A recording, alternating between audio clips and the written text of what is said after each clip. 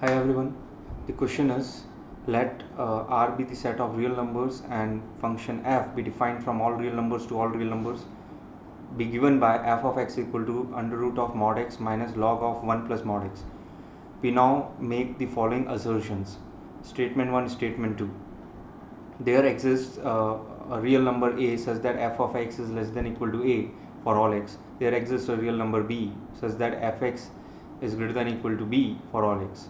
So we have to comment upon which of these two statements or assertions is or are true or false. So here first of all we see that f of minus x is equal to f of x. That means fx is an even function, and now if we consider for for x greater than 0, so what we have is we have fx is equal to root x minus log 1 plus x.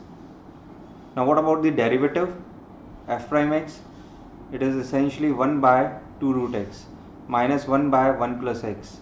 So if you take LCM, you essentially get what? You essentially get 1 plus x minus 2 root x divided by 2 root x multiplied by 1 plus x. So basically it turns out to be what?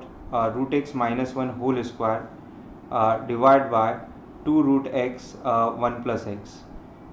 So this is always greater than equal to 0 for x positive. So that means for x greater than 0, this function fx is always increasing.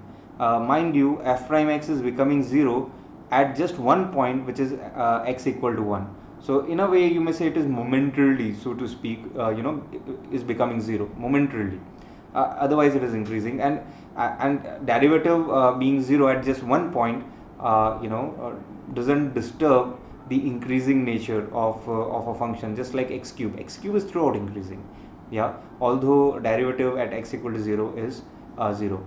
So fx is increasing for every x greater than 0, and similarly you can say, since fx is an even function, fx will be decreasing for every x less than 0 by symmetry. If it is increasing for x greater than 0, it will be decreasing for x less than 0, right, by symmetry.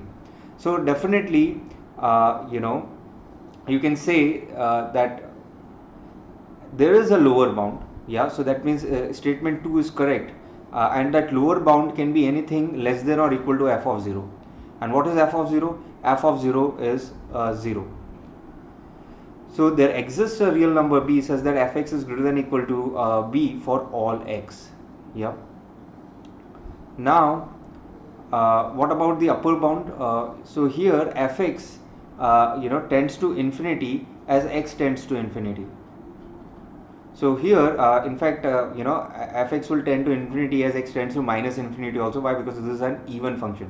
So there is no upper bound as such, and statement 1, there exists a real number a such that fx is less than equal to a for all x, doesn't hold true. Now you may wonder, how can we be so sure that fx is indeed tending to infinity as x tends to infinity? What if it is tending to some finite value as x tends to infinity? So here you can understand it even this way, that root x would dominate log of 1 plus x. Polynomial in general dominates log terms when the input is tending to infinity. So here fx indeed goes to infinity. Thanks for listening.